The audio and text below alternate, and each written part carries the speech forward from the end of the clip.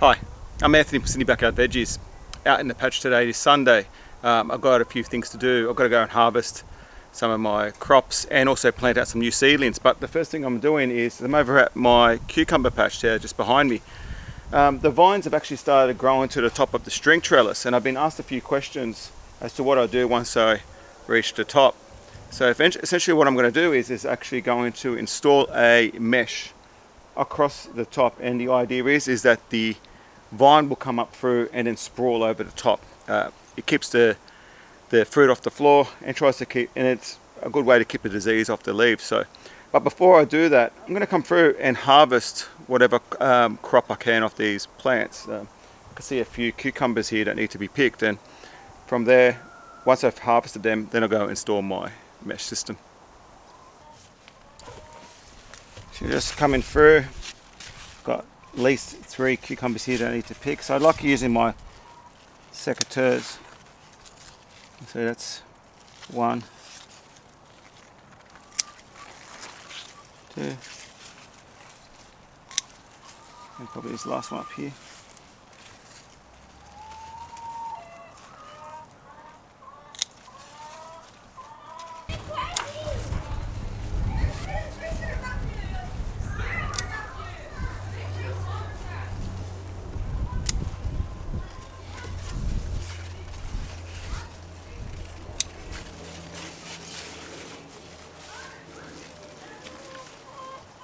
So now that I've harvested my cucumbers, I'm going to come and put my mesh, and I'm going to be putting 2 sections of mesh across the length of this support trellis.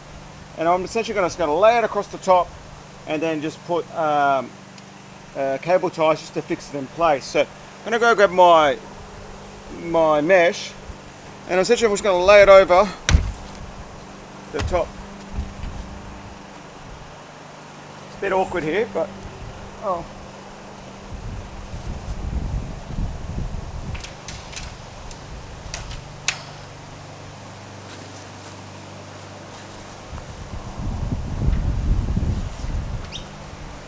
There you go, so just laid it on the top, and then what I'm going to do now is actually fix this to the trellis using some cable ties. Just something to hold it in place so that the wind doesn't knock it off. So that's going to stay in place now. I'm going to go and put another mesh to the other end, and once I've done that, then I'll start training the vines up onto the mesh.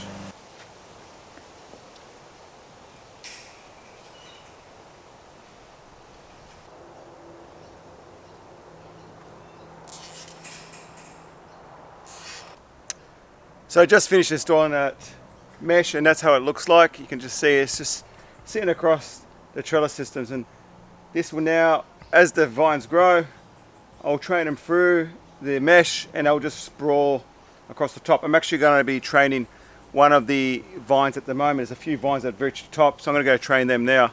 But just to see if you can see that, yeah, it's quite an easy solution to that problem, and it works well in my context. So this is how I support my cucumbers once they get to the top. But I'm going to come through now and start training some of those vines through the mesh.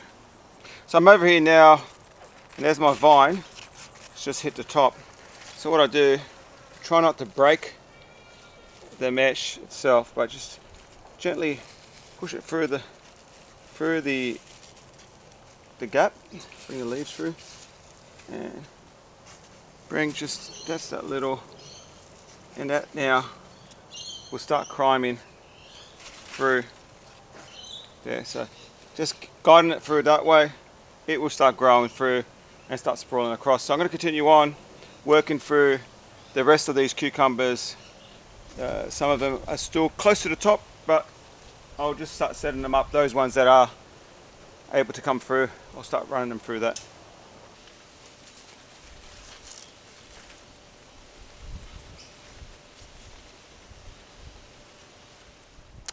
So that's all done now. Happy to have that in place. Gonna get the cucumbers to continue growing through. Now the cucumbers have been doing really well at the moment. There's a lot of fruit showing, and they're going to keep growing for at least another 2 months or so, and then they'll be done. But now this is done, this work is done, I'm going to come over, and if I can show you here, I've got to harvest my tomato crop at the moment. That's another job that I'm going to do today. Again, I mean, these tomatoes are ripening, daily, and I've been going through and having to harvest them. But actually today specifically, there's a little bit of rain coming through over the next week, and I'm just concerned they're going to split. So I'm going to come through and harvest anything that's blushing. So I just want, as I'm harvesting these things, I just want to talk about what I've done with the pruning.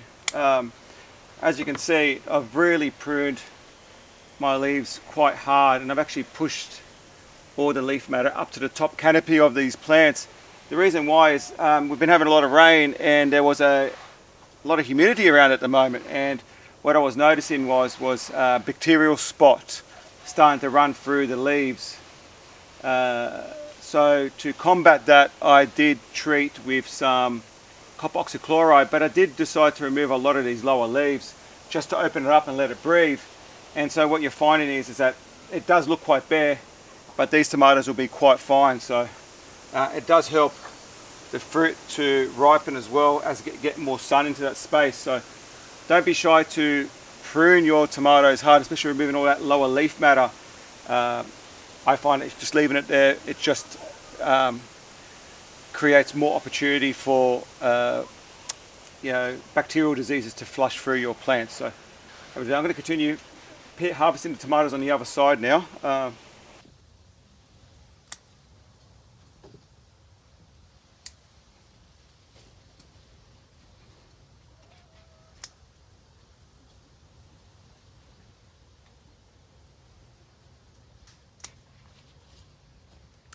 So I just finished harvesting my tomatoes, and as you can see, big container load of tomatoes, really beautiful size, different shades, but they're quite clean. Really happy with these. Got to take these inside, put them in a warm spot in a single layer in a cardboard box of some sort, and they will ripen in that warm spot over the next couple of days. So I'm going to continue on now, and there's a few other things I need to do in the patch this afternoon. So I'm back out at the garden this afternoon, and I'm over here at my borlotti bean patch now. It doesn't look like much, it looks like a big mat of weeds, but in actual fact there's 40 bush beans, borlotti plants here in this spot. Now it's been quite humid and wet here in Sydney at the moment, and I am running the risk of these plants from the moisture, the seeds actually starting to germinate in the pods. So I'm really anxious to get them off pick the crop and take it indoors. So I was hoping for it to dry off a bit this morning to get most of that moisture off them first, but I'm going to come through now and just harvest what I can, and then I will take them indoors and pot them out and see what my final tally is from my borlotti patch. Just to give you a recap on my patch here, this borlotti bean patch, this variety that I'm planting here is called Red Rooster, and I planted these out in about, I think it was late September. So it's an easy crop to grow. It's 3 month, 2.5, 3 month turnaround, and you end up getting your crop. Now, I mean, these are a set and forget kind of plant. I find as long as you've got irrigation on them, you really don't need to do much else until harvest. Now, I don't store my beans dry. I actually take these indoors. I'll shell them, and then I will freeze them, and I find that works better in my context. We'll freeze these and then use them throughout the year. So I don't need them to be completely dry. So I'm going to come through, harvest the lot, and then prepare this location to plant out more beans. So just coming through just to harvest them. I'm just going to pull out each plant individually and essentially just grab whatever pods. Once I harvest them at this color, I find that the bean itself will go white and red. When they're a bit more immature, say when you harvest them at this color, they will be more green and red. So try to see, ideally you want them to be, at that darker red color where they're starting to, they're starting to go to the next level. And what I might do is I actually might open up one of the pods and show you. It's a bit of water on them, so if you can see that, that's the color that I like. So it's white and a bit of pink. So going to continue on and harvesting the crop.